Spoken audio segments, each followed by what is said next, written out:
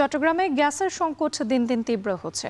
Feeling স্টেশনগুলোতে গাড়ির দীর্ঘ line, পাশাপাশি ব্যাহত হচ্ছে শিল্প কারখানার উৎপাদন। এদিকে গ্যাস সংকটে ধুঁকছে ময়মনসিংহের ফিলিং স্টেশনগুলো। গ্যাস নিতে ফিলিং স্টেশনে বাড়ছে গাড়ির চাপ।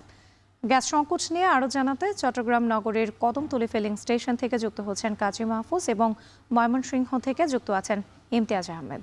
শুরুতেই যাচ্ছি চট্টগ্রামে মাহফুজের কাছে। মাহফুজ, চট্টগ্রামে গ্যাস সংকট বেশ কয়েকদিন ধরেই চলছে। এখন সেখানকার কি পরিস্থিতি এবং সংকট নিরসনে কর্তৃপক্ষ কোনো উদ্যোগ নিয়েছে কিনা, কি তথ্য রয়েছে আপনার কাছে সব মিলিয়ে?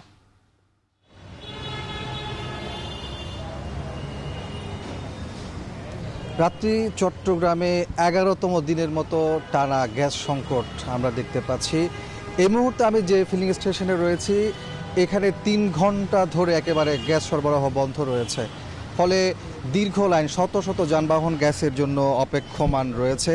কেউ কেউ বলছেন 5 থেকে 6 ঘন্টা আগে থেকেই তারা লাইনে দাঁড়িয়েছেন, এখনও পর্যন্ত তারা গ্যাস পাচ্ছেন না। কবে নাগাদ গ্যাস পাবেন সেটি নিয়ে এক ধরনের ধোঁয়াশা তৈরি হয়েছে। স্টেশনের যার ম্যানেজার যিনি রয়েছেন তার সাথে কথা বলেছি, তিনি বলছেন রাত 12টার পর থেকে তারা নিরবিচ্ছিন্ন গ্যাস সরবরাহ করেছিল, তবে সকাল 8টার দিকে গ্যাসের চাপ পুরোপুরি কমে যাওয়ার কারণে তারা ফিলিং স্টেশন বন্ধ রেখেছে। একই অবস্থা নগরীর অন্যান্য যে ফিলিং স্টেশনগুলো আছে সেখানেও। ফিলিং স্টেশনের পাশাপাশি আমরা দেখতে পাচ্ছি বাসাবাড়ি থেকে শুরু করে শিল্প কারখানা সব জায়গাতে আসলে গ্যাসের যে সংকট সেটি দেখা দিয়েছে এবং তার প্রভাবটি পড়েছে। অনেকের বাসায় চুলা জ্বলছে না, রেস্টুরেন্ট থেকে খাবার সংগ্রহ করছে, সেই দৃশ্যগুলো আমরা দেখছি। শিল্প কারখানাতে উৎপাদন কার্যক্রম অনেকটা বন্ধ হওয়ার উপক্রম হয়েছে। চট্টগ্রামের CUFL থেকে শুরু করে যে সকল সার কারখানা রয়েছে তার বেশিরভাগই কিন্তু এখন বন্ধ রয়েছে গ্যাস সরবরাহ কমে যাওয়ার কারণে। চট্টগ্রামে আসলে দীর্ঘদিন ধরেই কিন্তু গ্যাসের সংকট রয়েছে। আপনাকে যদি তথ্য দিয়ে বলি, সেক্ষেত্রে এই চট্টগ্রামে 400 মিলিয়ন ঘনফুট গ্যাসের চাহিদা রয়েছে। তার বিপরীতে স্বাভাবিক সময়ে আমরা দেখেছি 300 কিংবা 280 মিলিয়ন ঘনফুট গ্যাস পাওয়া যেত। তবে মহেশখালী LNG টার্মিনালের যে সমস্যাটি তৈরি হয়েছে অগ্নিকাণ্ডের কারণে, একটি টার্মিনাল বন্ধ রয়েছে, তার প্রভাবটি চট্টগ্রামে পুরোপুরি এসে পড়েছে। এখন সরবরাহ অর্ধেকে নেমে এসেছে। আমরা গতকাল থেকে যেটি জানতে পেরেছি কর্ণফুলী গ্যাস ডিস্ট্রিবিউশন কর্তৃপক্ষ থেকে, তারা গতকালকে 200 মিলিয়ন ঘনফুট গ্যাস সরবরাহ করেছেন, যেখানে চাহিদা ছিল 400 মিলিয়ন ঘনফুট, এবং সেটি আরও আস্তে আস্তে কমছে। সেক্ষেত্রে তারা বলছেন যে অন্যান্য সময়ের চাইতে গতকাল থেকে তারা ঢাকাতে আসলে গ্যাসের সরবরাহ বাড়িয়েছে, ফলে চট্টগ্রামে গ্যাসের সরবরাহ আরও বেশি কমে এসেছে। এমন অবস্থায় আসলে কবে নাগাদ এই ভোগান্তি কমবে সেটি কিন্তু মানুষের মধ্যে ক্ষোভ তৈরি হয়েছে। বিশেষ করে যারা চালক এখানে আছেন তারা বেশ ক্ষোভ প্রকাশ করেছেন। এবং আমরা দেখেছি গতকালকেও কিন্তু যারা গণপরিবহন ব্যবহার করেন তাদের মধ্যেও এক ধরনের বাকবিতণ্ডা তৈরি হয়েছে। যারা যাত্রী তারা বলছেন যে চালকরা দ্বিগুণ ভাড়া নিচ্ছেন, আর যারা চালক আছেন তারা বলছেন গ্যাস সংগ্রহ করতে গিয়ে দীর্ঘ সময় অপেক্ষা করতে হচ্ছে, একই সাথে বেশি টাকা দিয়ে গ্যাস তাদেরকে কিনতে হচ্ছে, ফলে ভাড়া বাড়িয়ে দিচ্ছেন। এই সকল তথ্যগুলো কিন্তু কথাগুলো তারা বলছেন। এমন অবস্থায় আসলে কবে নাগাদ এই সংকট দূর হবে সেটি কেউ নিশ্চিত করে বলতে পারছেন না। LNG টার্মিনালের যারা রক্ষণাবেক্ষণের দায়িত্বে আছেন তাদের সাথেও আমরা কথা বলেছি। তারা বলছেন যেহেতু একটি টার্মিনালের কার্যক্রম পুরোপুরি বন্ধ রয়েছে ত্রুটিজনিত কারণে, তারা সেটি মেরামতের কাজ করছেন, তবে চলতি সপ্তাহ পুরো সময় লাগতে পারে এমনটি তারা আমাদেরকে জানিয়েছেন। তো এমন অবস্থায় সমাধান বলতে মানুষের যে ভোগান্তি সেটির জায়গা থেকে আসলে কি হবে সেটি নিয়ে সন্দেহ রয়েছে। এবং চট্টগ্রামে একটা তথ্য দিয়ে রাখি, সেটি হচ্ছে এই যে গ্যাস সংকটের কারণে বিদ্যুৎ উৎপাদনেও কিন্তু তার প্রভাব পড়েছে, ফলে ঘন ঘন বিদ্যুৎ বিভ্রাট হচ্ছে, সেই দৃশ্যগুলোও কিন্তু আমরা চট্টগ্রামে দেখতে পাচ্ছি। তো সব কিছু মিলিয়ে আমার কাছে এই ছিল চট্টগ্রামে গ্যাস সংকট এবং তার প্রভাবে যে সকল ভোগান্তিগুলো হচ্ছে তার সবশেষ তথ্য। রাত্রি চট্টগ্রামের খবর শুনছিলাম, এবার একটু ময়মনসিংহে যেতে চাই, সেখানে রয়েছেন ইমতিয়াজ আহমেদ। ইমতিয়াজ, আমরা চট্টগ্রামের খবর শুনলাম, 11 দিন ধরে গ্যাস সংকটে ভুগছে চট্টগ্রাম। আপনার এখানে আসলে ময়মনসিংহের কি অবস্থা?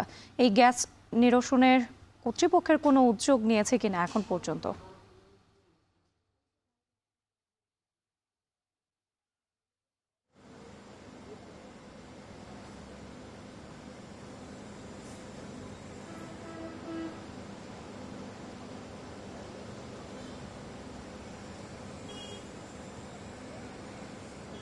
আমরা দেখতে পেরেছি যেটা যে মূলত ময়মনসিংহে গত 2 সপ্তাহ অর্থাৎ এক সপ্তাহের বেশি সময় ধরে গ্যাসের জন্য পুরো বিভাগে একটা হাহাকার অবস্থা ছিল। বাসাবাড়ি থেকে শুরু করে সিএনজি স্টেশনে দীর্ঘ লাইন ছিল, শিল্প কারখানা গ্যাসের তীব্র সংকট ছিল। এবং আজকে আমরা দেখতে পেরেছি যে এর আগেও দীর্ঘ অপেক্ষা ছিল যাত্রী থেকে শুরু করে চালকদের। আজকে সিএনজি স্টেশনগুলোতে এসে কিছুটা বিস্মিত, সেই অপেক্ষার পালা কি ফুরালো কিনা সেটি কিন্তু রাত্রে এই মুহূর্তে এখনই বলা যাচ্ছে না। তবে আজকে আমরা দেখতে পেরেছি ময়মনসিংহের 6টি সিএনজি ফিলিং স্টেশনের মধ্যে 3টি ফিলিং স্টেশনে গ্যাস সরবরাহ করছে এবং চাপ কিন্তু আগের চেয়ে অনেকটাই, বেশ বলতে গেলে অনেকটাই বেড়েছে। যেহেতু যেখানে আগে 80 থেকে 100 টাকা পর্যন্ত গ্যাস মিলতো একটি অটো সিএনজিতে বা একটি প্রাইভেট কারে, সেখানে আজকে 250 থেকে 500-550 টাকা পর্যন্ত গ্যাস মিলছে। এবং 3টি সিএনজিতে আমরা দেখতে পাচ্ছি কোনো ধরনের চাপ নেই, কোনো ধরনের যানজটের বা দীর্ঘ যে সারি সেটি কিন্তু নেই। স্বাভাবিকের তুলনার মতো একটা অবস্থা বিরাজ করছে। অনেক দিন পর চালকরা একটু স্বস্তির ঢেকুর তুলল এবং তারা বলছেন যদি এই পরিমাণ গ্যাসটাও তারা সরবরাহ করতে পারে এবং এই গ্যাসটা তারা পেয়ে যান প্রতিদিন, তাহলেও হয়তো তারা আর আগের চেয়ে অনেকটা ভালো চলবে। তারা এই পাম্পগুলো বলছিল যে গত রাতেও আরও বেশি প্রেশার ছিল, গত রাতে তারা প্রচুর যানবাহনে তারা গ্যাস সরবরাহ করেছে, যার কারণে সকালের দিকে চাপটা অনেকটা কমছে। তবে বিকেলের দিকে কি চাপটা এই রকম থাকে কি না সেটি নিয়ে কিন্তু একটা সংশয় থেকেই যাচ্ছে। কর্তৃপক্ষ যেটা বলছিলেন যে আস্তে আস্তে এই যে পরিস্থিতিটা সেটি স্বাভাবিক হতে থাকবে। সুতরাং এখন পর্যন্ত তবে শিল্পাঞ্চল যেহেতু রয়েছে ময়মনসিংহে ভালুকায় শিল্প কারখানাগুলো, গ্যাস ভিত্তিক শিল্প কারখানাগুলো রয়েছে, সেগুলোতে কিন্তু এখনও স্বাভাবিকভাবে পরিপূর্ণ স্বাভাবিকভাবে গ্যাস সরবরাহ কিন্তু হচ্ছে না। তবে গ্যাসের চাপটা যে আগের থেকে কিছু বেড়েছে সেটা কিন্তু আমরা সিএনজি স্টেশনগুলোতে এসে আমরা দেখতে পাচ্ছি।